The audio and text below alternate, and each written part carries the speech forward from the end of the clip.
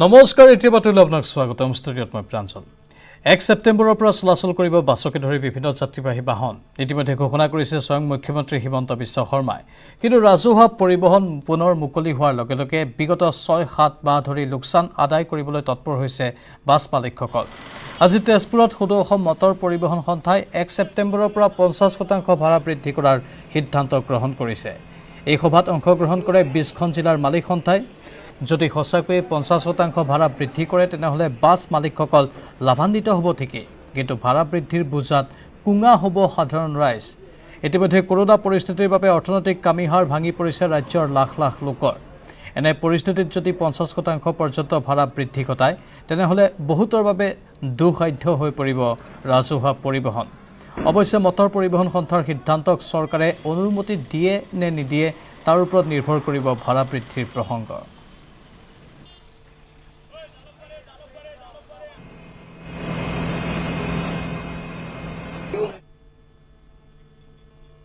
ইফালে আন্তঃজিলা যাতায়াতত নিষেধাজ্ঞা থকাৰ পিছতো অসমত প্ৰৱেশ কৰি আছে বহিৰাজ্যৰ যাত্ৰীবাহী বাছ ৰঙিয়াত উত্তৰ প্ৰদেশৰ পৰা অহা যাত্ৰীবাহী বাছ উপস্থিত হোৱাৰ পিছতে ক্ষুব্ধ হৈ পৰে স্থানীয় চালক তথা মালিকসকল কিন্তু নিষেধাজ্ঞাৰ পিছতো কেনেদৰে অসমত প্ৰৱেশ কৰি আছে বহিৰাজ্যৰ যাত্ৰীবাহী বাছ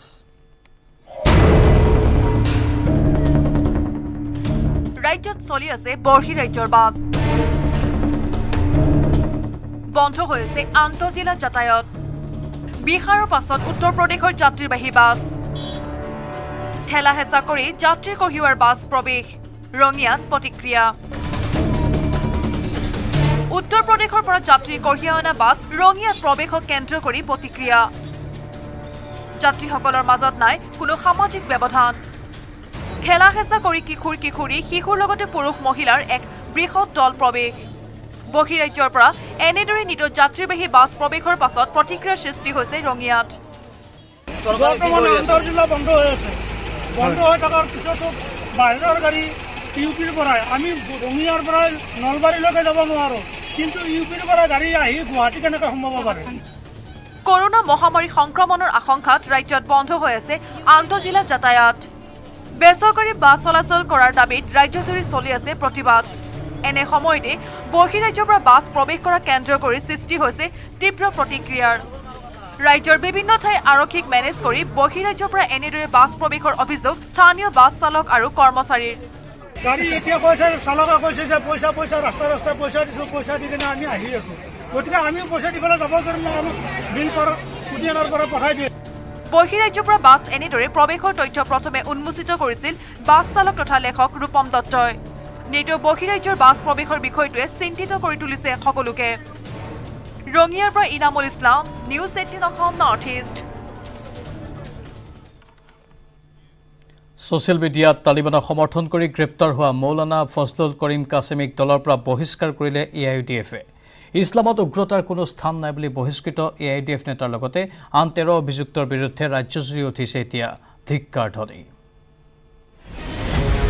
দেশ প্ৰথম পিছত ধৰ্ম তালিবানক সমৰ্থন কৰি গ্ৰেপ্তাৰ হোৱা মৌলানা ফজলুল কৰিম কাছিমিক এআইইউডিএফ তথা জমিয়তৰ পৰা নিলম্বন কৰি এই ঘোষণা বিধায়ক কৰিমউদ্দিন বৰভূঞাৰ আমাৰ দেশখন আগত পিছত চব কথা আমাৰ যেটো ৰুল অফ ল্যান্ড এইটোতো আমি মানিবই লাগিব তাৰ বিৰুদ্ধে যদি মোৰ দলৰো হয় আন কোনবা দলৰ হয় যদি কোনবাই এন্টি ন্যাশনাল কোনো পোস্ট দিছে তাক পুলিশৰ এভৰি ৰাইট আছে লিগেল ৰাইট আছে পুলিশে অ্যাকশন লৈছে আমিও এইটো মিডিয়াত দেখা পাই আমাৰ পাৰ্টিৰ ফালৰ পৰা তেওঁক নিলম্বন কৰি দিছে তালিবানক সমৰ্থন কৰাসকল অজ্ঞানী বুলি কৈ মৌলানা সাইফুদ্দিন আহমেদেও ধিক্কাৰ দিলে এআইইউডিএফ আৰু জমিয়তৰ সম্পাদক ফজলুল কৰিম কাছিমিক এইটোতো কোনোদিনেই ইছলামে সমৰ্থন নকৰে আৰু তালেবানৰ এই উগ্ৰতা আমাৰ এইটো ভয়াবহ দৃশ্য যিটো সেইটো এজন ইছলামিক এজন মুছলমান মানুহে কোনোদিনেই ছাপোৰ্ট কৰিব নোৱাৰে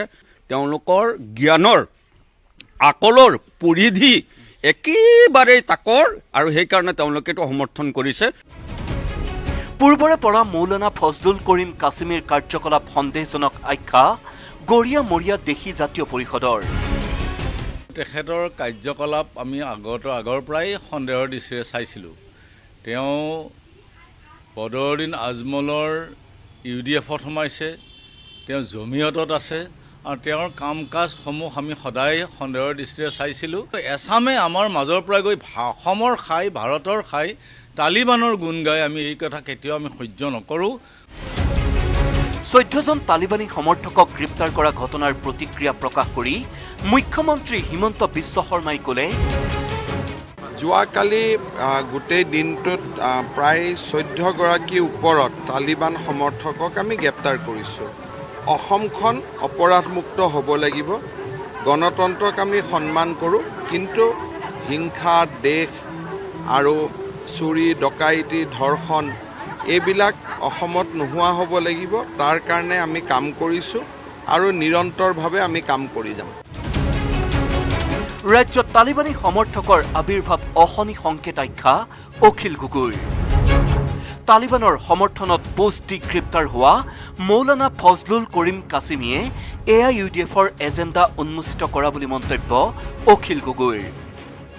যদিহে AIDFৰ মানুহে তালিবানক সমৰ্থন কৰিব পাৰে, তেতিয়াহ'লে তালিবানী সমৰ্থকক AIDFত আছে আৰু তেনেকুৱা AIDFক অসমৰ মানুহে কেতিয়াও বিশ্বাস কৰা উচিত নহ'ব। তালিবানক সমৰ্থন কৰা মানুহো যদি অৰ্থাৎ ধৰ্মীয় মৌলবাদক আৰু ধৰ্মীয়ভাৱে তৈয়াৰ কৰিব খোজা ফেচিবাদক যদি কোনোবাই সমৰ্থন কৰে, তালিবান যি গণতন্ত্ৰত বিশ্বাস নকৰে, যি মৌলবাদত বিশ্বাস কৰে, তাক যদি কোনোবাই সমৰ্থন কৰে, তেতিয়াহ'লে সেয়া অসমৰ সমাজ জীৱনৰ কাৰণে অশনি সংকেত। তালিবানৰ সমৰ্থকক ধৰ্মান্ধ আখ্যা দি আৰক্ষীৰ ভূমিকাৰ শলাগ ল'লে উজনি অসম মুছলিম কল্যাণ পৰিষদেও। তালিবান নামৰ সন্ত্ৰাসবাদী সংগঠনক অসমৰ কিছু লোকে সমৰ্থন কৰি ছ'চিয়েল মিডিয়াত বাতৰি দিয়া দেখা গৈছে, তেওঁলোকক সমৰ্থন কৰা দেখা গৈছে। আৰু এনে সমৰ্থকক, এনে উগ্ৰ সমৰ্থকক ধৰ্মান্ধই এনে কিছু 14জন ব্যক্তি অসম আৰক্ষীয়ে গ্ৰেপ্তাৰ কৰাৰ বাবে আমি উজনি অসম মুছলিম কল্যাণ পৰিষদৰ তৰফৰ পৰা অসম আৰক্ষীক ধন্যবাদ জ্ঞাপন কৰিছোঁ। ইছলামত উগ্ৰতাৰ স্থান নাই বুলি কৈ প্ৰতিজন অভিযুক্তক কঠোৰ শাস্তি দিয়াৰ দাবী আমচুৰ উপদেষ্টা আইনুদ্দিন আহমেদৰ। তালিবানক আমি সমৰ্থন কৰিব নোৱাৰোঁ। তালিবানৰ শাসন পদ্ধতি আমি কেতিয়াও গ্ৰহণযোগ্য নহয় আৰু এইটো আমি এজন ভাৰতীয় নাগৰিক হিচাপে সমৰ্থন কৰিব নোৱাৰোঁ।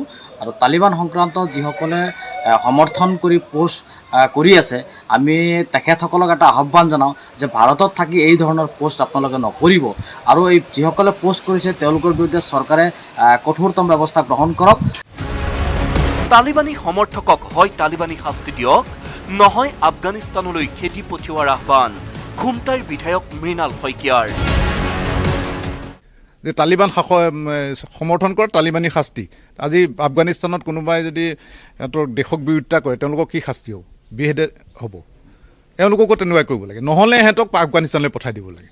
সিহঁতি তালিবানৰ সৈনিক হৈ আফগানিস্তানতে থাককগৈ, এয়াৰড্ৰপ কৰি তাত পঠাই দিব লাগে। তেওঁলোকে তেতিয়া গম পাব হোৱাট ইজ তালিবান। আজি কেৱল ধৰ্মৰ দোহাই দি তেওঁলোকে তালিবানক সমৰ্থন কৰিবলৈ গৈছে। আৰু নামনি অসমৰ মুছলমানসকল বেছিভাগেই বংগমূলৰ, বেছিভাগেই সাম্প্ৰদায়িক, আৰু তেওঁলোকে এনেকুৱাবিলাক সমৰ্থন কৰে। AIUDFৰ সম্পাদক, শিক্ষক, আৰক্ষী জোৱান তথা চিকিৎসা বিজ্ঞানৰ ছাত্ৰই তালিবানক সমৰ্থন কৰা কাণ্ডৰ বিৰুদ্ধে এইদৰেই জাঙুৰ খাই উঠিল খুদ ইছলাম সমাজৰ লগতে জনপ্ৰতিনিধি। Bureau report, news 18 Assam north east.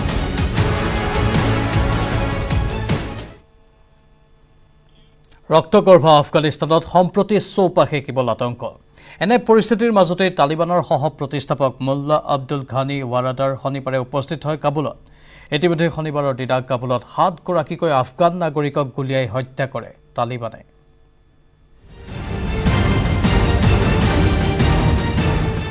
কাবুলত উপস্থিত মোল্লা আব্দুল ঘানি। উপস্থিতিৰ দিনাই 7জনক হত্যা। আফগানিস্তানত অব্যাহত অৰাজকতা।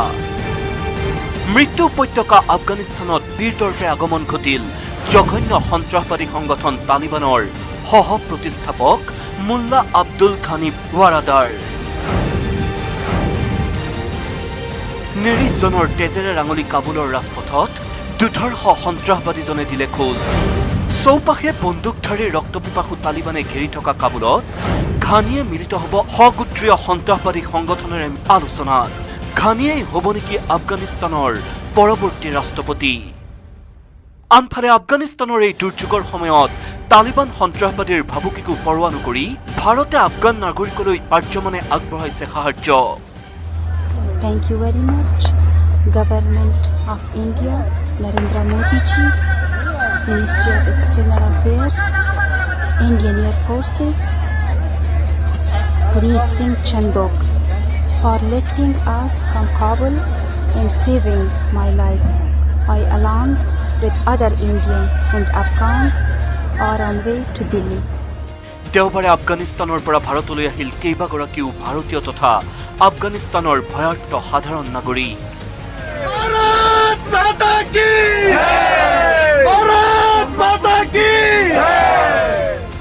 আফগানিস্তানৰ পৰৱৰ্তী ৰাষ্ট্ৰনেতা মোল্লা আব্দুল ঘানি ৱাৰাদাৰ হোৱাৰ লগে লগে দেশখনত আৰম্ভ হ'ব আন এক কলংকিত অধ্যায়ৰ। উদ্বেগজনক কথাটো হ'ল আফগানিস্তানৰ এনে দুৰ্যোগৰ সময়তো চকুমুদা কুলিৰ ভাও ধৰিছে বিশ্ব সমুদায়ে। Bureau report, news 18, Assam north east. মুঠতে আফগানিস্তানত এতিয়া অব্যাহত আছে চৰম অৰাজকতা। বিমানবন্দৰত অব্যাহত হাহাকাৰ পৰিস্থিতি। ইখনৰ পিছত সিখন বিমানত বিপদজনকভাৱে পলায়ন কৰিছে বিভিন্ন দেশৰ লোকে। যোৱা 3 দিনত ভাৰতৰ বহু লোকে পলায়ন কৰিছে স্বদেশলৈ। স্বদেশৰ মাটিত ভৰি দিয়াৰ পিছত সৃষ্টি হৈছে আৱেগিক পৰিৱেশৰ। ক্ষোভ উজাৰিছে তালিবানীৰ বিৰুদ্ধে। বিমানত আহি ভাৰতৰ মাটিত ভৰি দিছেহি আফগানিস্তানৰ 2জনকৈ ভাৰতীয় চিনেটৰে। 20 বছৰে গঢ় লোৱা আফগানিস্তান এদিনত শেষ হৈ গ'ল বুলি মন্তব্য কৰিছে এজন ভাৰতীয় আফগান চিনেটৰে। सर आप जाएंगे अपने घर, आप चिंता मत करिए, आप जाएंगे, ऐसा आप होइए मत।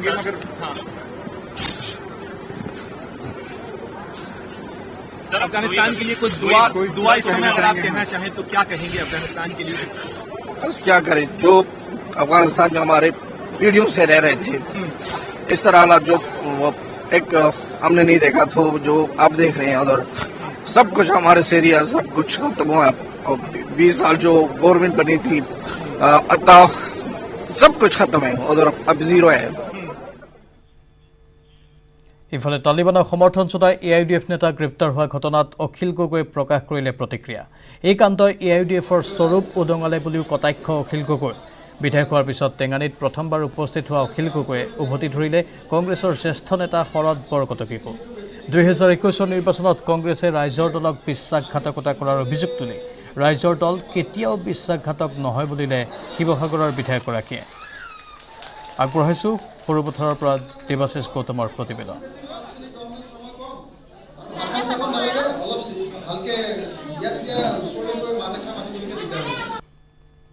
উপনিৰ্বাচন আহি আছে, উপনিৰ্বাচনৰ বাবে আপোনালোকো সাজু হৈছে। ইতিমধ্যে কংগ্ৰেছৰ লগতো মিত্ৰতা ভুভা চলি আছে, কিন্তু কংগ্ৰেছৰ জ্যেষ্ঠ নেতা শৰদ বৰকটকীয়ে ক'লে যে অখিল গগৈ বিশ্বাস কৰিব নোৱাৰি, কংগ্ৰেছে অখিল গগৈৰ লগত মিত্ৰতা কৰাটো ভুল হ'ব। তেওঁ সেই মন্তব্যৰ ওপৰত কি ক'ব আপুনি? শৰদ বৰকটকী ডাঙৰীয়াই কৈছে যে যদিহে ৰাইজৰ দলৰ লগত কংগ্ৰেছ দলৰ বুজাবুজি হয় তেতিয়াহ'লে কংগ্ৰেছ একেবাৰে নৌশুৱেৰ হৈ যাব। কৈছে যে গোটেই ৰাজনৈতিক স্থানখিনি স্পেচখিনি ৰাইজৰ দলে দখল কৰি পেলাব আৰু কংগ্ৰেছ নৌশুৱেৰ, কংগ্ৰেছ একেবাৰে নাইকিয়া হৈ যাব। আৰু তেখেতে কৈছে যে ৰাইজৰ দল যথেষ্ট বুদ্ধিয়ক দল, ৰাইজৰ দলে কেনেকৈ ৰাজনীতি কৰিব লাগে জানে, গতিকে যদি কংগ্ৰেছ ৰাইজৰ দলৰ লগত আহে কংগ্ৰেছৰ গোটেই সমৰ্থন ৰাইজৰ দলে খাই পেলাব বুলি তেখেতে শংকা প্ৰকাশ কৰিছে। এইটো কথা সকলোৱে জনা দৰকাৰ যে ৰাইজৰ দলে 2026 চনত চৰকাৰ গঠন কৰিবলৈ চেষ্টা কৰিব আৰু 2026 চনৰ কাৰণে আমাৰ প্ৰিপেৰেশ্যন অব্যাহত ৰাখিব। তেওঁ যিটো এটা কথা কৈছিলে বিশ্বাস কৰিব নোৱাৰে, সেই কথাটো বিশেষকৈ যিহেতু তৰুণ গগৈৰ পিছত শৰদ বৰকটকীয়ে কংগ্ৰেছৰ জ্যেষ্ঠ নেতা, তেওঁ যিহেতু বিশ্বাস কৰিব নোৱাৰি বুলি কথাটো উল্লেখ কৰিছিলে। হয়, তেখেতে কৈছে যে অখিল গগৈ আৰু ৰাইজৰ দলক বিশ্বাস কৰিব নোৱাৰি, তেওঁলোকে আমাক নৌশুৱেৰ কৰি দিব। বিশ্বাস কৰা নকৰাটোতো তেওঁলোকৰ কথা, তেওঁলোকে বিশ্বাস কৰিবও পাৰে নকৰিব পাৰে। আমি তেওঁলোকৰ লগত যদি বুজাবুজিত উপনীত হওঁ তেতিয়ালৈকে তেওঁলোকক আমি কেতিয়াও বিশ্বাসঘাতকতা নকৰোঁ। কিন্তু 2021 নিৰ্বাচনত কংগ্ৰেছে ৰাইজৰ দলক বিশ্বাসঘাতকতা কৰিলে, আনকি অখিল গগৈকো বিশ্বাসঘাতকতা কৰিলে। বিশ্বাসঘাতকতা আমি তেওঁলোকৰ লগত ইতিমধ্যে দেখিছোঁ। আমি কিন্তু তেওঁলোকক এতিয়ালৈকে বিশ্বাসঘাতকতা কৰা নাই আৰু মই আশা কৰিম যে ভৱিষ্যতৰ দিনবিলাকতো আমি তেওঁলোকক বিশ্বাসঘাতকতা নকৰোঁ আৰু আমি একেলগতে বিজেপিক পৰাভূত কৰিব পাৰিম। মোৰ শেষৰটো প্ৰশ্ন হৈছে, যিহেতু শেহতীয়াভাৱে আফগানিস্তানৰ তালিবানৰ বিষয়টো যথেষ্ট চৰ্চিত হৈছে আৰু অসমত কেইবাজনো লোক তালিবানৰ সমৰ্থন আটক কৰা হৈছে। AUDF এজন জিলা পৰ্যায়ৰ নেতাকো আটক কৰা হৈছে। কি ক'ব, যি সময়ত অসমত তালিবান কৈ আছোঁ যে AIDFক অসমৰ সমাজ জীৱনৰ পৰা বিতাৰণ কৰিব লাগিব। বিজেপি আৰু RSSক যেনেকৈ সমাজ জীৱনৰ পৰা আঁতৰাব নোৱাৰিলে অসমীয়া মানুহ শান্তিত থাকিবলৈ নাপায়, তেনেকৈ AIDF থাকিলেও অসমীয়া মানুহ শান্তিত থাকিবলৈ নাপায়। AIDFে কংগ্ৰেছক বিজেপিক দেখুৱায় আৰু বিজেপিয়ে AIDFক দেখুৱাই ৰাজনীতি কৰি থাকে, ধৰ্মীয় ৰাজনীতি কৰে দুয়োটা দলে। গতিকে আমি AIDFক বিদায় দিব লাগিব অসমৰ ৰাজনীতিৰ পৰা। আৰু ইতিমধ্যে দেখিলে যে AIDFৰ মানুহে তালিবানক সমৰ্থন কৰিছে বুলি অভিযোগ আহিছে। যদি সেই AIDFৰ মানুহে তালিবানক সমৰ্থন কৰিব পাৰে, তেতিয়াহ'লে তালিবানী সমৰ্থকক AIDFত আছে আৰু তেনেকুৱা AIDFক অসমৰ মানুহে কেতিয়াও বিশ্বাস কৰা উচিত নহ'ব। তালিবান যিহেতু যথেষ্টখিনি তালিবানৰ পৰা সমৰ্থন কৰা লোক আটক হৈছে, অসমৰ আটক কৰিছে, অশনি সংকেত আনিছে নেকি অসমৰ ভৱিষ্যতৰ প্ৰতি? নিশ্চিতভাৱে তালিবানক সমৰ্থন কৰা মানুহো যদি, অৰ্থাৎ ধৰ্মীয় মৌলবাদক আৰু ধৰ্মীয়ভাৱে তৈয়াৰ কৰিব খোজা ফেচিবাদক যদি কোনোবাই সমৰ্থন কৰে, তালিবান যি গণতন্ত্ৰত বিশ্বাস নকৰে, যি মৌলবাদত বিশ্বাস কৰে, তাক যদি কোনোবাই সমৰ্থন কৰে, তেতিয়াহ'লে সেয়া অসমৰ সমাজ জীৱনৰ কাৰণে অশনি সংকেত। আৰু অসমত যে এনেকুৱা ধৰণৰ তালিবানপন্থী মানুহ ওলাইছে, এয়া অসমীয়া জাতিৰ কাৰণে দুৰ্ভাগ্যজনক। আৰু সেইকাৰণে মই AIDF দলৰ যিবিলাক মানুহে তালিবানক সমৰ্থন কৰিছে সকলোকে গ্ৰেপ্তাৰ কৰিবলৈ আহ্বান জনাইছোঁ। কৰোণাকালীন জটিল পৰিস্থিতিৰ মাজতে কেন্দ্ৰীয় মন্ত্ৰী সৰ্বানন্দ সোণোৱালৰ বিশাল আশীৰ্বাদ যাত্ৰা। জাগিৰোড মৰিগাঁৱৰ পিছত নগাঁৱত উপস্থিত হৈ কেইবাখনো সভাত অংশগ্ৰহণ কৰে সোণোৱালে। ইপিনে কাইলৈ ডিমৌত সামৰণি পৰিব আশীৰ্বাদ যাত্ৰা।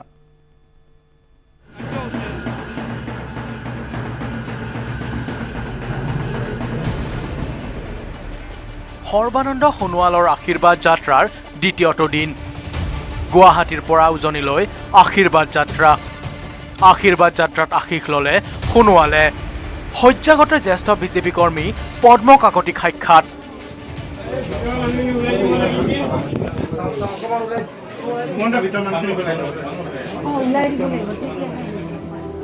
এয়া বিজেপিৰ এগৰাকী জ্যেষ্ঠ কৰ্মী, নাম পদ্ম কাকতি। মৰিগাঁৱৰ এগৰাকী অশীতিপৰ বিজেপি কৰ্মী আজি শয্যাগত। আশীৰ্বাদ যাত্ৰাৰ দ্বিতীয় দিনাখন মৰিগাঁৱত উপস্থিত হৈ শয্যাগত জ্যেষ্ঠ বিজেপি কৰ্মীগৰাকীৰ আশীষ ল'লে প্ৰাক্তন মুখ্যমন্ত্ৰী তথা কেন্দ্ৰীয় মন্ত্ৰী সৰ্বানন্দ সোণোৱালে। জাগিৰোড সীতাজখলাত আদৰণি জনোৱাৰ পিছতে সৰ্বানন্দ সোণোৱাল উপস্থিত হয় এইগৰাকী অশীতিপৰ জ্যেষ্ঠ কৰ্মী পদ্ম কাকতিৰ বাসগৃহত। তেখেতৰ যিটো আন্তৰিকতা, সেই আন্তৰিকতাৰ প্ৰতি আমি শলাগ জনাইছোঁ। শয্যাগত জ্যেষ্ঠ বিজেপি কৰ্মীগৰাকীৰ স্বাস্থ্য বুজ লৈ ধৰমটোল বিষ্ণু মন্দিৰত আশীষ ল'লে কেন্দ্ৰীয় মন্ত্ৰীগৰাকীয়ে। তাৰ পিছতে তিৱা বীৰ জঙাল বলহুগড়ত উপস্থিত হৈ তিৱা বীৰগৰাকীক শ্ৰদ্ধাঞ্জলি জনোৱাৰ লগতে অংশ ল'লে এখন ৰাজহুৱা সভাত। পৰম্পৰাগত তিৱা নৃত্য গীতৰ মাজেৰে বিজেপিৰ নেতা কৰ্মীয়ে আদৰি আনিলে সৰ্বানন্দ সোণোৱালক।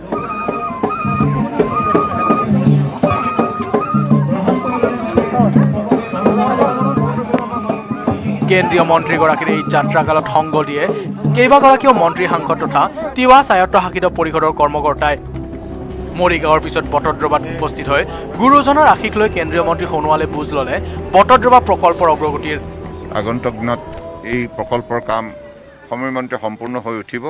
ৰাইজৰ সহযোগিতা, এই কথা মই অত্যন্ত আন্তৰিকতাৰে মই উপলব্ধি কৰোঁ, বিশ্বাস কৰোঁ।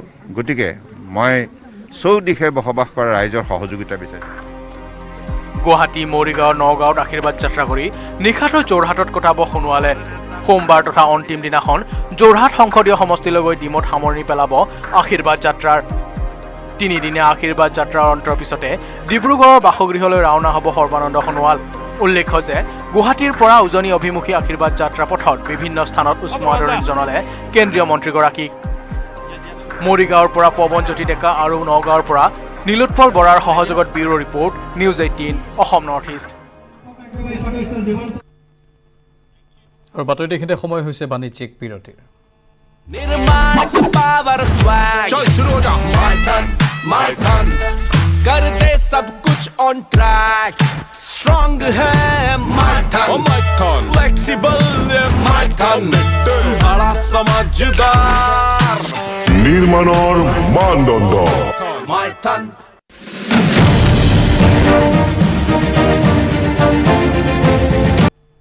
পুনৰ স্বাগতম বাতৰি মচলৈ। বিজেপিৰ নেতা মন্ত্ৰীৰ বিৰুদ্ধে অসম জাতীয় পৰিষদৰ এজাহাৰ দাখিল। দিছপুৰ আৰক্ষী থানাত এজাহাৰ দাখিল কৰিলে অসম জাতীয় পৰিষদে। কোভিড প্ৰটকল ভংগ কৰি বিজেপিয়ে আশীৰ্বাদ যাত্ৰা কৰাৰ অভিযোগ জাতীয় পৰিষদৰ। দিছপুৰৰ লগতে মহানগৰীৰ বিভিন্ন থানাত এজাহাৰ দাখিল কৰিছে নতুন আঞ্চলিক দলটোৱে। সভাপতি লুৰিণজ্যোতি গগৈৰ নেতৃত্বত যোৱা কেইবাজনো নেতাই দাখিল কৰে এজাহাৰ। পৰৱৰ্তী সময়ত আশীৰ্বাদ যাত্ৰা হ'বলগীয়া স্থানসমূহতো এজাহাৰ দাখিল কৰিব অসম জাতীয় পৰিষদে।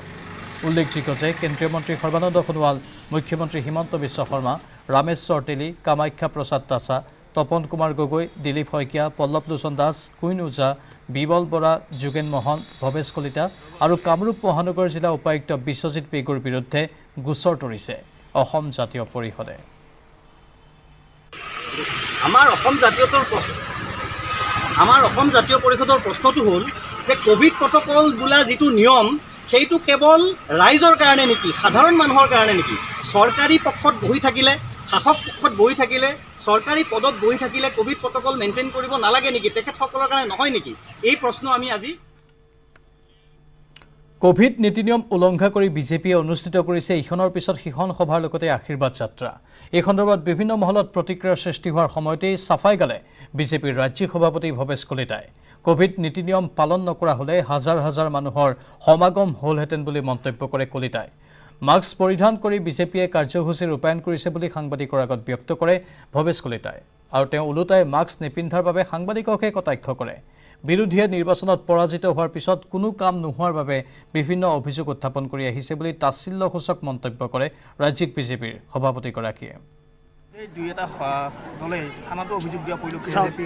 বেলেগ দলৰ একো এজেণ্ডা নাই, কাৰ্যসূচী নাই। জানক আমি কিন্তু মাস্ক পৰিধান কৰি আমাৰ যিমান সভা সমিতি আছে আপোনালোকে জানে, এয়াৰপৰ্টৰ পৰা পাৰ্টি অফিচলৈকে আমি কোভিড প্ৰটকল মেইনটেইন কৰি আমি কালি গোটেইখিনি সভা সমিতি কৰিছিলোঁ। আজিও ঠিক তেনেদৰে কৰা হৈছে। হয় নহয় কওক? আপোনালোকৰ 10জন সাংবাদিক আহিছে, আমিও সেই 20জন 50জন 100জন লৈ কৰিছিলোঁ। যদি ভাৰতীয় জনতা পাৰ্টি কোভিড প্ৰটকল নাথাকিলে হয় লক্ষাধিক জনতা সমবেত হ'ল হয়, আপোনালোকে নিজেও তাৰ জীৱন্ত সাক্ষী হৈ থাকিল হয়। আৰু তেওঁলোকৰ এতিয়া কাম নাই একো, ইলেকশ্যন হাৰি ফ্ৰাষ্ট্ৰেশ্যনত আছে, কি কৰিব কি নকৰিব ভাবিছে। অলপ পাব্লিচিটি নাপায়, ক'ত প্ৰকাশ কৰিব? ক'ৰবাৰ কোনো এটাত হয়তো চাপাব পাৰে। মানে এক কথাত ক'ব পাৰি নেকি কালি অনানুষ্ঠানিকভাৱে ৰণসিঙা বাজিব বিজেপি? ৰণসিঙা অলৰেডি বাজি আছে, কালি আৰু তাৰ মাত্ৰাটো বৃদ্ধি হ'ব। এটা ৰাজনৈতিক দলৰ তালিবানৰ সমৰ্থন কৰা এটা পষ্টক লৈ ইতিমধ্যে অসমখনতে গ্ৰেপ্তাৰ হৈছে কেইবাগৰাকীও। হয় হয়, এই ক্ষেত্ৰত প্ৰতিক্ৰিয়া কি হ'ব? আমি এইটো তীব্ৰ গৰিহণা দিম। যিসকল দেশদ্ৰোহিতাৰ নিচিনা কামত জড়িত হৈ পৰে, এই ভাৰতবৰ্ষত থাকি এই ভাৰতবৰ্ষৰ জলবায়ু সেৱন কৰি এই ভাৰতবৰ্ষৰ মাটিৰ গোন্ধলৈ যিসকলে জীৱন ধাৰণ কৰি আছে, তেওঁলোকে কেতিয়াও এই দেশৰ বিৰুদ্ধে গৈ অন্য ৰাষ্ট্ৰক ছাপোৰ্ট কৰাটো কোনো প্ৰকাৰে এইটো কি বুলি কয় গ্ৰহণযোগ্য হ'ব নোৱাৰে। তাৰ কাৰণে যি আইনী ব্যৱস্থা নিশ্চিতভাৱে কঠোৰ আইনী ব্যৱস্থা লোৱাৰ পদক্ষেপ চৰকাৰে লৈছে আৰু ল'ব লাগিব। অন্য প্ৰসংগ সুধিছে, BPF ৱাক অভাৰ দিব লৈছে বিজেপিক। সকলোৱে চাই থাকক, হয়তো বিধানসভাত আৰু ৱাক অভাৰ হ'ব। ভাৰতীয় জনতা পাৰ্টীৰ নেতৃত্বত যিদৰে কাম চলি আছে, কেন্দ্ৰত মোদী ডাঙৰীয়ে যিদৰে লৈছে, আজি প্ৰথমবাৰৰ বাবে অসমত 5জন নৰ্থ ইষ্টত 5জনকৈ কেন্দ্ৰীয় মন্ত্ৰী, অসমত 2জনকৈ কেন্দ্ৰীয় মন্ত্ৰী, নৰ্থ ইষ্টত 2জনকৈ কেবিনেট মন্ত্ৰী। এই উপ নিৰ্বাচনৰ আগত BPF মিত্ৰতাত আহিব? মিত্ৰতাত নাহে, কিন্তু তেওঁলোকে বুজা পৰাও নকৰে, তেওঁলোকে কেণ্ডিডেট নিদিব পাৰে। মই আজি আপোনালোকক ক'লোঁ। শাসকীয় বিজেপিৰে মিত্ৰতা কৰাৰ স্বাৰ্থত হাগ্ৰামা মহিলাৰী নেতৃত্বাধীন BPFে ত্যাগ স্বীকাৰ কৰিবলৈ সাজু হৈছে। এই হিচাপত আসন্ন 6টা বিধানসভা সমষ্টিৰ উপ নিৰ্বাচনৰ এটাতো প্ৰতিদ্বন্দ্বিতা নকৰাৰ সিদ্ধান্ত লৈ বিজেপি নেতৃত্বাধীন মিত্ৰজোঁটক ৱাক অভাৰ দিব BPFে। সমান্তৰালকৈ BTRৰ উপ মুখ্য কাৰ্যবাহী সদস্য পদৰ পৰা পদত্যাগ কৰি ডক্টৰ হিমন্ত বিশ্ব শৰ্মাৰ মন্ত্ৰীসভাৰ অংশ হ'বলৈ সাজু হৈছে এসময়ৰ বিদ্ৰোহী নেতা গোবিন্দ বসুমতাৰী। ক্ষমতা নহলে থাকিব নোৱাৰে BPF। বিজেপিৰে পুনৰ মিত্ৰতা বিচাৰে হাগ্ৰামাই। প্ৰয়োজনত ত্যাগ কৰিবলৈ সাজু BPF। পাকে প্ৰকাৰে পুনৰ ক্ষমতালৈ আহিবলৈ প্ৰচেষ্টা অব্যাহত ৰাখিছে BPFে। সেয়ে বিজেপিৰ সৈতে পুনৰ মিত্ৰতা কৰিবলৈ প্ৰচেষ্টা চলাইছে। এই মন্তব্য BTADৰ মুৰব্বী প্ৰমোদ বড়োৰ। 15 বছৰ 17 বছৰ শাসনত থাকি শাসনৰ টেষ্টটো লৈ উঠি এতিয়া কেইদিনমান মানে এই বহি থাকিবলৈ তেখেতসকলে বিচৰা নাই। তেখেতসকলৰ কাৰণে শাসনটো মানে খুব ইম্পৰ্টেণ্ট মানে পাৱাৰটো বিকজ দে মানে learn how to the enjoy from the power but power is not for your self আপোনাৰ অকলৰ কাৰণে নহয় বা not for me power is for the public. BPFৰ এক শীৰ্ষ সূত্ৰই সদৰি কৰা মতে আসন্ন উপনিৰ্বাচনত প্ৰতিদ্বন্দ্বিতা নকৰে BPFে। শাসকীয় বিজেপিৰে মিত্ৰতাৰ স্বাৰ্থত উপনিৰ্বাচনত ৱাক অভাৰ দিব BPFে।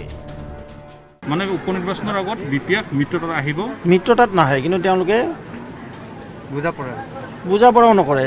তেওঁলোকে কেণ্ডিডেট নিদিব পাৰে, মই আজি আপোনালোকক ক'লোঁ। ইফালে গোহাঁইগাঁও আৰু তামোলপুৰ সমষ্টিৰ উপনিৰ্বাচনত প্ৰতিদ্বন্দ্বিতা কৰিব UPPLে। আমি খেলিছিলোঁ, এতিয়া আমি খেলিম, তাত আৰু ছেকেণ্ড কিবা নাই। এতিয়া ইমান তাৎক্ষণিকভাৱে কিবা এটা তেনেকুৱা চেঞ্জেছ নাহে মানে। ইয়াৰ লগতে চৰ্চা চলি আছিল ওদালগুৰিৰ বিধায়ক পদৰ পৰা পদত্যাগ কৰি BTRৰ উপ মুখ্য কাৰ্যবাহী পদতেই কাৰ্যনিৰ্বাহ কৰি যাব গোবিন্দ বসুমতাৰীয়ে। কিন্তু সম্প্ৰতি সিদ্ধান্ত সলনি হৈছে। UPPLৰ তথা BTRৰ মুৰব্বী প্ৰমোদ বড়োৱে সদৰি কৰা মতে ওদালগুৰিত বিধায়ক জয়ী হৈ আছে। ওদালগুৰিৰ পৰিষদীয় সমষ্টিতহে হ'ব উপনিৰ্বাচন। এছেম্বলিটো MLA জিকি আহিছে তাতে, গতিকে তাত কাউন্সিলৰ ইলেকশ্যন হ'ব, এছেম্বলি ইলেকশ্যন হ'ব। প্ৰমোদ বড়োৰ বক্তব্যৰ পৰা এটা কথা স্পষ্ট হ'ল যে BTRৰ ডেপুটি CM পদবী এৰিব গোবিন্দ বসুমতাৰীয়ে।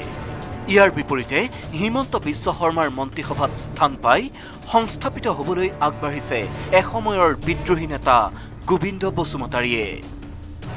বিজু কুমাৰ ডেকাৰ report, news 18 Assam north east.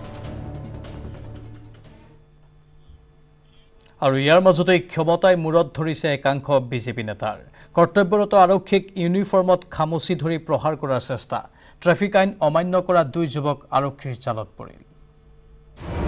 ক্ষমতাই মূৰত ধৰিছে একাংশ বিজেপি নেতাৰ। নেমানে ট্ৰেফিক আইন, কৰ্তব্যৰত আৰক্ষীকো দুৰ্ব্যৱহাৰ। আৰক্ষীৰ জালত 2 নেতা। নিজকে বিজেপিৰ নেতা বুলি পৰিচয় দি আৰক্ষীক প্ৰহাৰ কৰিবলৈ উদ্যত হোৱা 2 যুৱকক গ্ৰেপ্তাৰ কৰা হ'ল। নুনমাটি আৰক্ষী থানাৰ যান বাহন শাখাৰ আৰক্ষী ৰাহুল উল্লাক কৰ্তব্যৰত অৱস্থাত ইউনিফৰ্মত খামুচি ধৰি প্ৰহাৰ কৰাৰ চেষ্টা চলায় মিণ্টু বৰ্মন আৰু শ্ৰীমন্ত বৰ্মনে। কোভিড বিধি ভংগ কৰি এই 2 যুৱকে এখন স্কুটিত গৈ থকা অৱস্থাত আৰক্ষীৰ নিয়মীয়া তালাচীত সোধা পোছা কৰোঁতেই সংঘটিত হ'ল এই ঘটনাটো। আইন উলংঘাৰ অভিযোগত আৰক্ষীয়ে জৰিমনা আদায় দিয়াৰ কথা কওঁতে যুৱকদ্বয়ে নিজকে বিজেপিৰ নেতা বুলি পৰিচয় দি আৰক্ষী বিষয়াগৰাকীক প্ৰহাৰ কৰিবলৈ উদ্যত হয়। ইয়াতে ৰখাবলৈ ছিগনেল দিয়া হয় আৰু ৰখাৰ পিছত তেওঁলোকে যাবলৈ আহিব নোৱাৰে। গতিকে আপোনালোকে কোভিড প্ৰট'কলো ভংগ কৰিলে। মিণ্টু বৰ্মনে কৈছে তই কোন লাইচেঞ্চ হেৰি বিচাৰা আৰু মোক নামিবলৈ কোৱা। কৈ খেদা মানে এই মোৰ চৰকাৰী ইউনিফৰ্মত হাত দি মোক খেলিয়াই নিয়ে আৰু তাৰপিছতে ড্ৰাইভাৰজন নামি আহি মোক মাৰিবলৈ খেদি আহে। তাৰপিছত মোৰ ষ্টাফে আগুৰি পেলাই মোক তেওঁলোকক মাৰপিটৰ পৰা মোক ৰক্ষা কৰে। তালাচীৰ সময়ত উপস্থিত থকা আন আৰক্ষীয়ে যুৱকদ্বয়ৰ আক্ৰমণৰ পৰা ৰক্ষা কৰে ট্ৰেফিক পুলিচ ৰাহুল উল্লাক। পাছত আৰক্ষীগৰাকীৰ এজাহাৰৰ ভিত্তিত 2 যুৱকক আটক কৰি নুনমাটি আৰক্ষীয়ে তদন্ত অব্যাহত ৰাখিছে। তেওঁ কৈছিলে মোক চিনি পোৱা নাই, মই বিজেপিৰ লিডাৰ হয়। পিছত চাই ল'ম কি কৰাটো সদৰতম কৰ্তৃপক্ষক জনোৱা হয় আৰু লগতে মই এখন নুনমাটি থানাত FIR দাখিল কৰোঁ। আৰক্ষীক দুৰ্ব্যৱহাৰ কৰা এই 2 বিজেপি নেতাৰ বিৰুদ্ধে আৰক্ষীয়ে কি শাস্তিমূলক ব্যৱস্থা গ্ৰহণ কৰে অথবা শাসনাধিষ্ঠিত বিজেপি দলে কি ব্যৱস্থা লয় সেয়া সময়তহে স্পষ্ট হ'ব।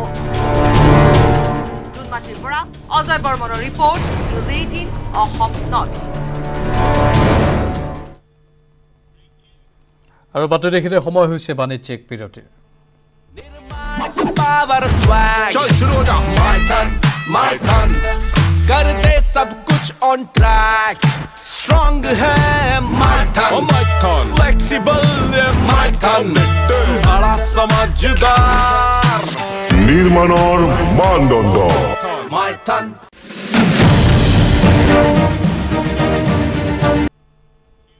ৰাজ্যত অব্যাহত আছে আৰক্ষীৰ এনকাউণ্টাৰ এইবাৰ কোকৰাঝাৰত আৰক্ষীৰ গুলীয়ে প্ৰাণ ল'লে 3জনৰ এলাহাবাদ বেংকৰ ভোটগাঁও শাখাত ডকাইতি কৰিবলৈ অহা 3টা ডকাইত চিকাৰ হ'ল আৰক্ষীৰ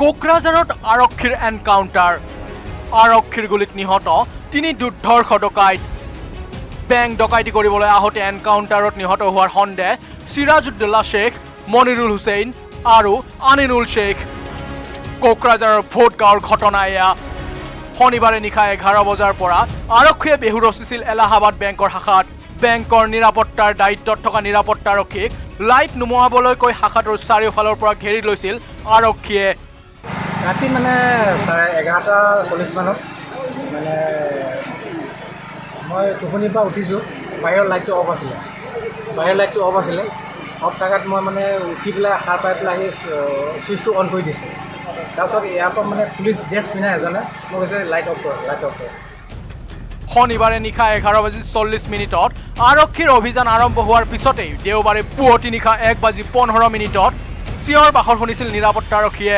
2:30মান বাজিছে তেতিয়া মোক মাতিছে ফুকন বুলি পুলিচে মাতিছে তাৰপিছত মই আহিলোঁ জোৰকৈ মাতিছে ন আহি পেলাই কৈছে বহুত লফৰা হৈ গ'ল আপুনি অলপ হুলস্থুল কৰিলে ইয়াত মানে পলাই গ'ল 3জন মানুহ পলাই গ'ল আমি ধৰিব পৰা নাই তাৰ পিছতে পুনৰ নীৰৱ হৈ পৰিছিল এলাহাবাদ বেংকৰ চৌহদ পুৱতি নিশা 2:30 3টা ডকাইত জিম্মাৰ পৰা পলায়ন কৰা বুলি খবৰ দি পুনৰ অন্ধকাৰত মিলি গৈছিল আৰক্ষী বোলো ছাৰ বাকী কিজন ধৰিছেনে বোলে নাই এতিয়া একো জবাব দিয়া নাই তাৰপিছত এইফালে একদম ফটাফট গাড়ী একদম স্পীডত গ'লেই পুৱাৰ ভাগত স্থানীয় লোকে লাভ কৰিছিল চাঞ্চল্যকৰ খবৰটো বাটৰ কাষৰ পৰা উদ্ধাৰ কৰিলে কেইবাটাও খালী কাৰ্টিজ তাৰ পিছতহে আৰক্ষীৰ গুলী 3টা ডকাইতৰ মৃত্যু হোৱাৰ কথা জানিব পাৰিলে স্থানীয় ৰাইজে হতাহত হ'ব লাগে ইয়াত ইমান তেজ পৰি আছে হতাহত নোহোৱাৰ কোনো মানে নাহে ইয়াত যিমান তেজ পৰি আছে এইটোতো অলপ তেজ নহয় বহুত তেজ পৰি আছে ইয়াত তেজৰ যিটো বন্যা পৰি আছে ইয়াত আৰু ইয়াত কিমান গুলি পৰি আছে ইয়াত হতাহত হোৱাটো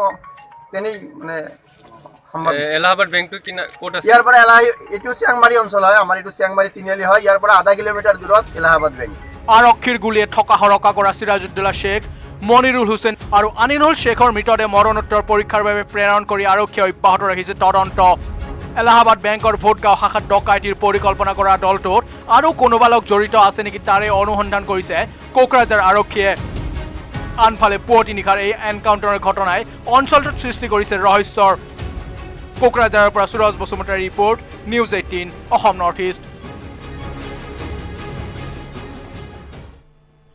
এতিয়া তেল চুৰি চক্ৰই ভয়ংকৰ বিপদ মাতিছে সদ্য ঘোষিত দিহিং পাটকাই ৰাষ্ট্ৰীয় উদ্যানলৈ পাইপলাইনত সংঘটিত অগ্নিকাণ্ডৰ পিছতে অঞ্চলটোত অহৰহ নিৰ্গত হৈ আছে বিষাক্ত গেছ তথা তেল বাৰম্বাৰ চেষ্টা কৰিও গেছ নিৰ্গমন বন্ধ কৰিবলৈ ব্যৰ্থ হৈছে অইলৰ বিষয়া কৰ্মচাৰী দিহিং পাটকাই ৰাষ্ট্ৰীয় উদ্যানলৈ ভাবুকি পাইপলাইনত তেল চুৰি কৰাৰ পিছতেই অগ্নিকাণ্ড অইলৰ পাইপলাইনৰ পৰা অহৰহ গেছ তেল নিৰ্গত ভয়ংকৰ বিপদৰ আশংকাত ভুগিছে অঞ্চলবাসী সদ্য ঘোষিত দিহিং পাটকাই ৰাষ্ট্ৰীয় উদ্যানলৈ নামি আহিছে চৰম ভাবুকি অইল ইণ্ডিয়া লিমিটেডৰ পাইপলাইনত সংঘটিত অগ্নিকাণ্ডৰ পিছৰে পৰা অহৰহ নিৰ্গত হৈ আছে বিষাক্ত গেছ আৰু তেল ভয়ংকৰ অগ্নিকাণ্ডৰ পিছতে তেল আৰু গেছ নিৰ্গমনৰ ফলত মৰহি গৈছে বিভিন্ন গছ গছনি তথা উদ্ভিদ যাৰ বাবে ভয়ংকৰ বিপদৰ আগজাননী আহি পৰিছে সদ্য ঘোষিত ৰাষ্ট্ৰীয় উদ্যানখনলৈ উল্লেখ্য যে পেট্ৰলৰ বিকল্প হিচাপে ব্যৱহাৰ কৰা কণ্ডেনছেট তেল চুৰি কৰি থকাৰ সময়তে সংঘটিত হৈছিল অগ্নিকাণ্ডৰ ঘটনা দুলিয়াজান ডিগবৈ সংযোগী ঘাইপথত সংঘটিত হয় এই ভয়ংকৰ ঘটনা অইলৰ বিষয়া কৰ্মচাৰীয়ে জুই নিয়ন্ত্ৰণ কৰে যদিও পাইপলাইনৰ পৰা বৰ্তমানো নিৰ্গত হৈ আছে বিষাক্ত গেছ আৰু তেল ইফালে গেছ নিৰ্গমন বন্ধ কৰিবলৈ চেষ্টা অব্যাহত ৰাখিছে যদিও বাৰম্বাৰ বিফল হৈছে অইলৰ বিষয়া কৰ্মচাৰী দিহিং পাটকাই ৰাষ্ট্ৰীয় উদ্যানৰ মাজেদি যোৱা দুলিয়াজান ডিগবৈ পথত সংঘটিত এই ভয়ংকৰ ঘটনাই আতংকময় পৰিৱেশৰ সৃষ্টি কৰিছে সমগ্ৰ অঞ্চলটোত আমি সাৱধান মানি বা এনেকুৱা ধৰণৰ সংঘটিত হ'ব পাৰে বুলি বিভিন্ন পৰ্যায়ত আমি জনাই আহিছিলোঁ আৰু তথাপিও আজি অইল ইণ্ডিয়াৰ ওচৰতে থকা ছিকিউৰিটি কেম্প থকাৰ পিছতো কেনেধৰণে এনেধৰণৰ ঘটনা সংঘটিত হ'ল আমি আশ্চৰ্য প্ৰকাশ কৰিছোঁ আৰু এই ক্ষেত্ৰত অইল ইণ্ডিয়া লিমিটেডক অতি সোনকালে যাতে ভৱিষ্যতে এনেধৰণৰ পুনৰবাৰ যদি এনেধৰণৰ ঘটনা সংঘটিত নহয় তাৰ বাবে বিহিত ব্যৱস্থা ল'বৰ বাবে আমি আহ্বান জনাইছোঁ বিষাক্ত গেছ আৰু তেল অহৰহ নিৰ্গত হৈ থকাৰ ফলত পুনৰ জুইৰ সূত্ৰপাত হোৱাৰ আশংকা প্ৰকাশ কৰিছে অঞ্চলবাসীয়ে। ভয়ংকৰ বিপদৰ আশংকাত অইল ইণ্ডিয়া লিমিটেডে ঘটনাস্থলীত নিৰাপত্তাৰক্ষীৰ লগতে মোতায়েন কৰিছে অগ্নি নিৰ্বাপক বাহিনীৰ দল। নাহৰকটীয়াৰ পৰা উৎপল চলিহাৰ report, news 18 Assam north east.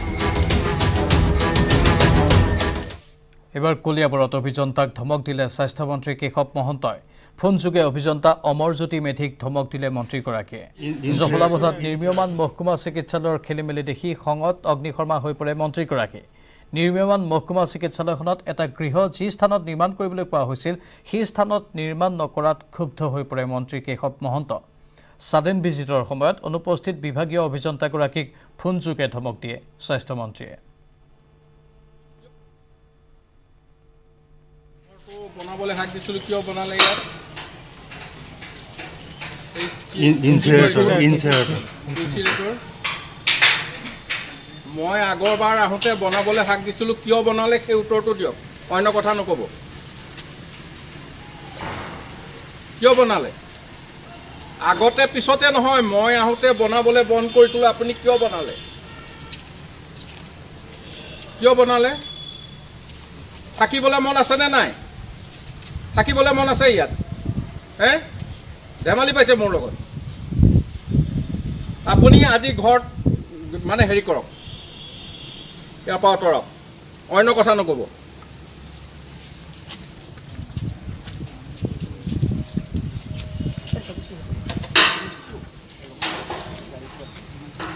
নাই নাই, এইটোৰ পৰা এইটো সীমাৰ পৰা এইফালে প্লেনটো কৰক।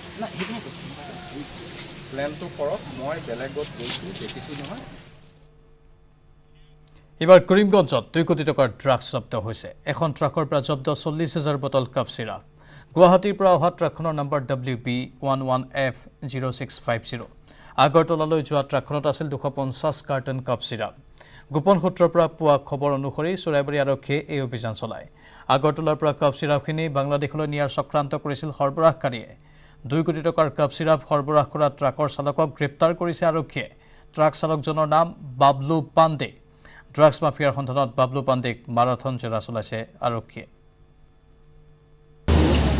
40,000 pieces of codeine cup syrup আমি ধৰিছোঁ, যাৰ MRP হিচাপত 149কৈ হ'লেও ব্লেক মাৰ্কেটত অলমষ্ট যাৰ দাম 2 crores 250 কাৰ্টুনছ আমি ৰিকভাৰ কৰিছোঁ। এতিয়া আমি ইয়াৰ পিছত আমি ইনভেষ্টিগেট কৰিম এইটো ক'ৰ পৰা লোডিং হয় আৰু ক'ত এইটো ডেলিভাৰী কৰিব গৈ আছিলে। এতিয়ালৈকে আমি এজনক এৰেষ্ট কৰিছোঁ, ডিটেইন কৰিছোঁ, ড্ৰাইভাৰটোক। আজি ডিফুত অনুষ্ঠিত হ'ল উপায়ুক্তৰ প্ৰথমখন সন্মিলন। সন্মিলনত চামিল হৈছে প্ৰতিখন জিলাৰ উপায়ুক্ত। মুখ্যমন্ত্ৰী হিমন্ত বিশ্ব শৰ্মাৰ অধ্যক্ষতাত উপায়ুক্তসকলে অংশ লয় গুৰুত্বপূৰ্ণ বৈঠকত। দেওবাৰে দুপৰীয়া 12 বজাৰ পৰা আৰম্ভ হোৱা বৈঠকত মুখ্যমন্ত্ৰীৰ লগতে উপস্থিত থাকে মন্ত্ৰী অজন্তা নেওগ, ৰঞ্জিত দাস, যোগেন মহন, ৰণোজ পেগু, অতুল বৰাকে ধৰি 6 গৰাকী মন্ত্ৰী। লগতে উপস্থিত থাকে ৰাজ্য চৰকাৰৰ মুখ্য সচিব প্ৰমুখ্যে প্ৰতিটো বিভাগৰ অতিৰিক্ত মুখ্য সচিব। 4.5 ঘণ্টা জোৰা আলোচনাৰ পিছত সন্মিলনৰ উদ্দেশ্য ব্যাখ্যা কৰে মুখ্যমন্ত্ৰীয়ে। আমাৰ চৰকাৰ শাসনলৈ অহাৰ পিছত আমি এটা সিদ্ধান্ত লৈছিলোঁ যে আমি প্ৰশাসনৰ লগত, জিলা প্ৰশাসন, স্থানীয় প্ৰশাসনৰ লগত সম্পৰ্ক বজাই ৰাখিম। আজি আমাৰ চৰকাৰ গঠন হোৱাৰ পিছত জিলা উপায়ুক্তসকলৰ সৈতে প্ৰথম লানি বৈঠক অনুষ্ঠিত হৈছে। ইয়াৰ আগতে কাজিৰঙাত আমি SP সকলক লগ পাইছিলোঁ। ইয়াৰ পিছত আৰু এখন কনফাৰেন্স হ'ব য'ত SP আৰু DC দুয়োটাকে আমি একেলগে লগ পাম। প্ৰতি মাহত আমাৰ, প্ৰতি 6 মাহত আমাৰ 3খন এনেকুৱা মিটিং হ'ব। এবাৰ SP কনফাৰেন্স, এবাৰ DC কনফাৰেন্স আৰু এবাৰ জইণ্ট কনফাৰেন্স। আৰু মিটিংবোৰ আমি গুৱাহাটীৰ বাহিৰত কৰাৰ কাৰণে চেষ্টা কৰিম। আজি কাৰ্বি আংলং স্বায়ত্তশাসিত পৰিষদৰ সৌজন্যত আজি আমি ডিফুত লগ পাইছোঁ। গোটেই অসমৰ DC সকল ডিফুত আহিছে।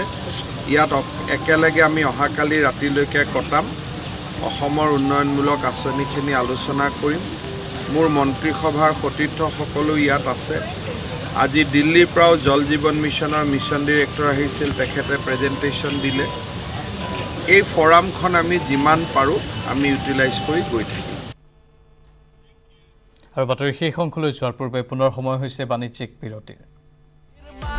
पावर स्वैग चल शुरू हो जा माय टन कर दे सब कुछ ऑन ट्रैक स्ट्रांग है माय टन फ्लेक्सिबल माय टन बड़ा समझदार নিৰ্মাণৰ মানদণ্ড माय टन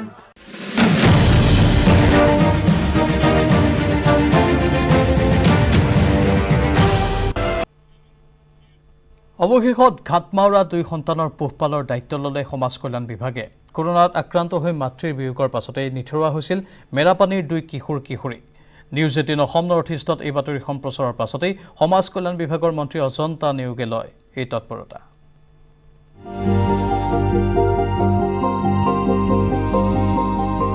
ঘাটমাউৰা 2 সন্তানৰ পোহপালৰ দায়িত্ব আগবাঢ়ি আহিল সমাজ কল্যাণ বিভাগ। কাল কৰোনাত নিথৰুৱা 2টি কণমানি মেৰাপানীত সংঘটিত কৰুণ ঘটনা। মেৰাপানীৰ দীঘলপানী গাঁৱৰ দেৱজিৎ মুছাহাৰী আৰু দীপালী মুছাহাৰী নামৰ 2 কিশোৰীয়ে চিৰদিনৰ বাবে হেৰুৱালে পিতৃ মাতৃক। নিথৰুৱা হোৱা 2 কিশোৰীক উদ্ধাৰ কৰিবলৈ আগবাঢ়ি আহিল সমাজ কল্যাণ বিভাগ। সমাজ কল্যাণ বিভাগৰ মন্ত্ৰী অজন্তা নেওগৰ নিৰ্দেশত এই 2 কিশোৰীক পোহপালৰ দায়িত্ব লয় গোলাঘাট জিলা সমাজ কল্যাণ বিভাগে। যেহেতু 2টা অৰফেন হৈছে কোভিড অৰফেন হৈছে সেইকাৰণে আমি আমাৰ বিভাগৰ ফালৰ পৰা যিখিনি স্কিম আছে যিখিনি সুবিধা কোভিড অৰফেনবিলাকে পাব লাগে সেইমতে আমি আমাৰ প্ৰচেছখিনি আগবঢ়াই নিম। কৰোনাত আক্ৰান্ত হৈ শেহতীয়াকৈ মৃত্যু হয় মাতৃ ৰীতা মুছাহাৰীৰ। পিতৃ ধনেশ্বৰ মুছাহাৰীৰ জটিল ৰোগত আক্ৰান্ত হৈ মৃত্যু হৈছিল প্ৰায় 1.5 বছৰৰ পূৰ্বে। পিতৃ মাতৃক হেৰুৱাৰ পাছত নিথৰুৱা হৈ পৰা 2 দুৰ্ভগীয়া কিশোৰীৰ কৰুণ কাহিনী সম্প্ৰচাৰ হৈছিল নিউজ 18 অসম নৰ্থ ইষ্টত। এই বাতৰি সম্প্ৰচাৰৰ পাছতেই সমাজ কল্যাণ বিভাগৰ মন্ত্ৰী অজন্তা নেওগে লয় এই তৎপৰতা। বাতৰি প্ৰচাৰ হৈছিল সেই বাতৰি আমাৰ গোলাঘাট সমষ্টিৰ বিধায়িকা তথা বিত্ত আৰু সমাজ কল্যাণ মন্ত্ৰী সন্মানীয় শ্ৰীযুত অজন্তা নেওগ বাইদেউৰ দৃষ্টিগোচৰ হৈছিল। দৃষ্টিগোচৰ হোৱাৰ পিছত আমাৰ বিভাগীয় যিহেতু তেখেত সমাজ কল্যাণ বিভাগৰে মন্ত্ৰী গতিকে আৰু নিজৰ সমষ্টি এই শিশু 2টা গতিকে তেখেতলোকৰ ভৱিষ্যতৰ কথা চিন্তা কৰি ইতিমধ্যে টেলিফোন যোগে আমাৰ বিভাগীয় ছ'চিয়েল ৱেলফেয়াৰ বিষয়াক অৱগত কৰি তদন্ত মৰ্মে তেওঁলোকে পাবলগীয়া যিখিনি ব্যৱস্থা সেই সকলো ব্যৱস্থা কৰিবৰ কাৰণে নিৰ্দেশ দিলে। তিতাবৰৰ পৰা অনমল যাদৱৰ report news 18 Assam north east.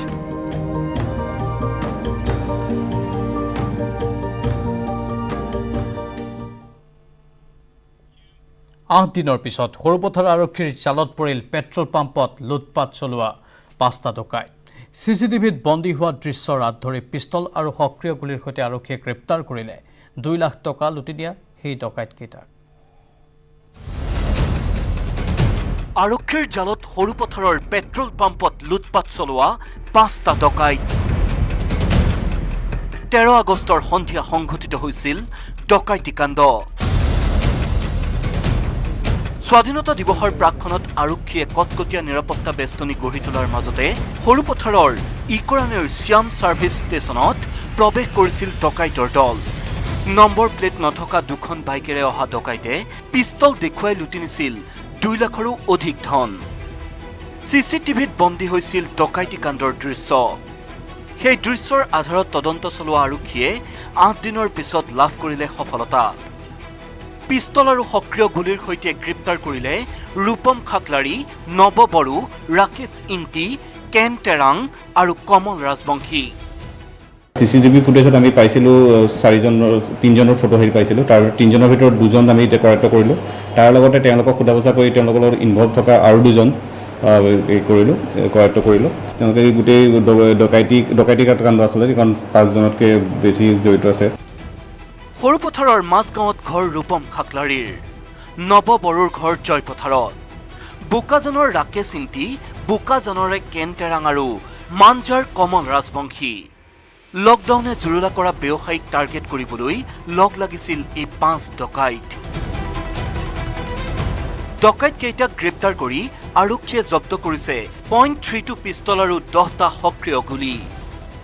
.32 pistol উদ্ধাৰ কৰিব সক্ষম হৈছোঁ। লগতে 10টা সজীৱ গুলী লাইভ এমিউনেশ্যন আমি পাইছোঁ।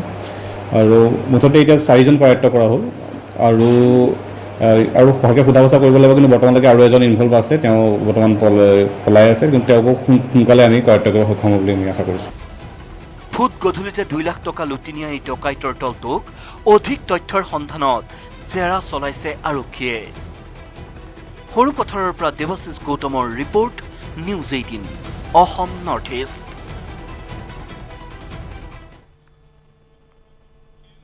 পহিলা ছেপ্টেম্বৰৰ পৰা পুনৰ পৰ্যটকৰ বাবে মুকলি হ'ব কাজিৰঙা জাতীয় অৰ্কিড উদ্যান, যাৰ বাবে এতিয়া চলিছে সাংস্কৃতিক অনুষ্ঠানৰ আখৰা। সমান্তৰালকৈ কাজিৰঙা জাতীয় অৰ্কিড উদ্যানত চলিছে চাফাই অভিযান।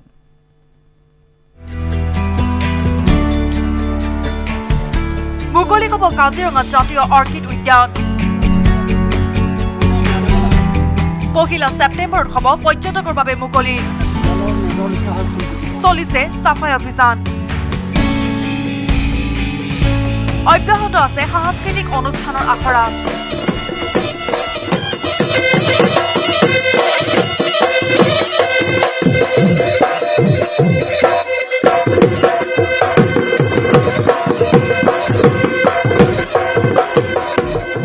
কৰোনা মহামাৰী সংক্ৰমণৰ আশংকাত বিগত প্ৰায় 4 মাহ দিন বন্ধ হৈ আছে কাজিৰঙা জাতীয় অৰ্কিড উদ্যান।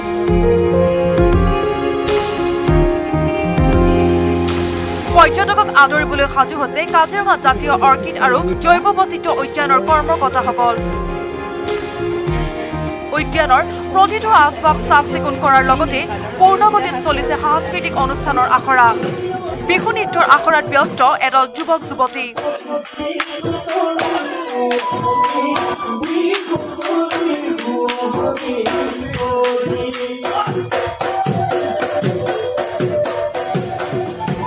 ৰং বিৰঙৰ অৰ্কিড আৰু জৈৱ বৈচিত্ৰ্যই আকৰ্ষিত কৰে পৰ্যটকসকলক।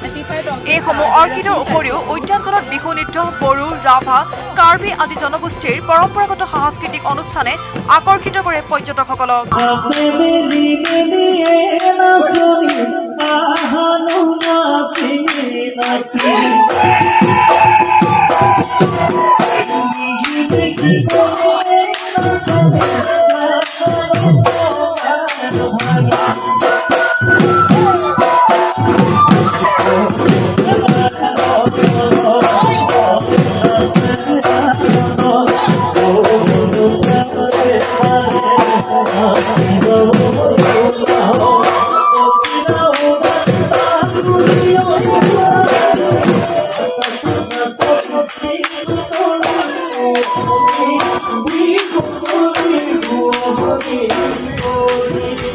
দীৰ্ঘদিন ধৰি বন্ধ হৈ থকা উদ্যানখনৰ কৰ্মচাৰীসকল দিশহাৰা হৈ পৰিছিল।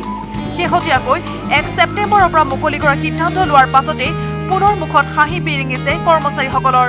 কলা সংস্কৃতি, অসমৰ জৈৱ বৈচিত্ৰতাৰ পৰা আৰম্ভ কৰি ফলে ফুলে, গছে লতাই, বনে পাতে অসমৰ থলুৱা জনজাতীয় নৃত্যই, গীতে, নাচে, গীতে মাতে সকলোখিনি পাব। আমাৰ 1 তাৰিখৰ পৰা মুকলি হ'ব, যিহেতু 1 ছেপ্টেম্বৰৰ পৰা, আৰু গতিকে আজি আমি এইকেইদিন প্ৰেক্টিছ কৰি আছোঁ আমাৰ নতুনকৈ আমাৰ সাংস্কৃতিক বিভাগৰ যিখিনি আমাৰ জনজাতিৰ নৃত্যসমূহ আছে। আশা কৰা হৈছে উদ্যানখনলৈ দুগুণ উৎসাহেৰে আগমন ঘটিব পৰ্যটকৰ। কাজিৰঙাৰ পৰা Bitupan Bora, news 18 Assam north east.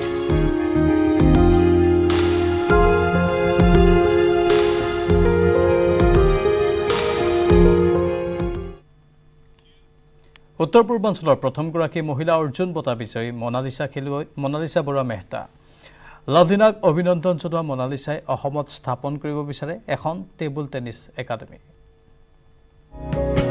এইগৰাকী হ'ল উত্তৰ পূৰ্বাঞ্চলৰ প্ৰথমগৰাকী মহিলা অৰ্জুন বঁটা বিজয়ী খেলুৱৈ অসমৰ মনালিছা বৰুৱা মেহতা। ভাৰতীয় টেবুল টেনিছ ফেডাৰেশ্যনৰ উপ-সভাপতিৰ দায়িত্বত থকা মনালিছা বৰুৱাই দেশৰ টেবুল টেনিছৰ উত্তৰণৰ বাবে মনোনিৱেশ কৰিছে। দুবাৰকৈ এছিয়ান গেমছত ভাৰতীয় দলক প্ৰতিনিধিত্ব কৰা মনালিছা বৰুৱা মেহতাই অলিম্পিকৰ পদক বিজয়ী লাভলিনা বৰগোহাঁইক অভিনন্দন জ্ঞাপন কৰে।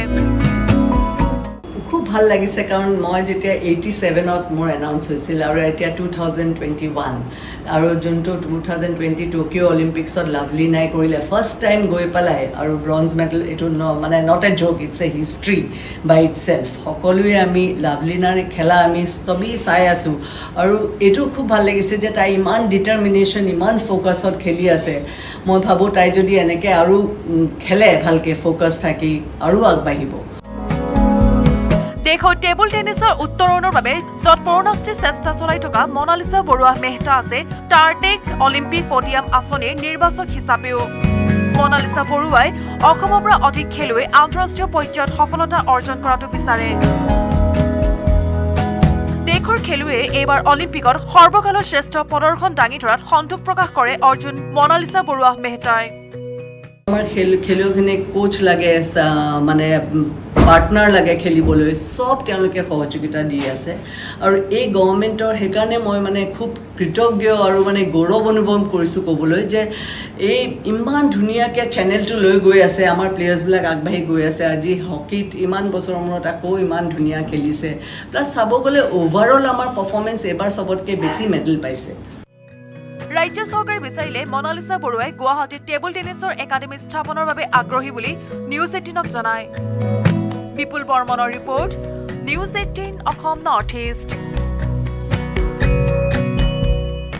আৰু ইয়াৰ লগে লগে এতিয়া বাতৰি পৰা বিদায় লৈছোঁ নমস্কাৰ निर्माण की पावर स्वैग चल शुरू हो जा माय टन कर दे सब कुछ ऑन ट्रैक स्ट्रांग है माय टन फ्लेक्सिबल माय टन बड़ा समझदार নিৰ্মাণৰ মানদণ্ড माय टन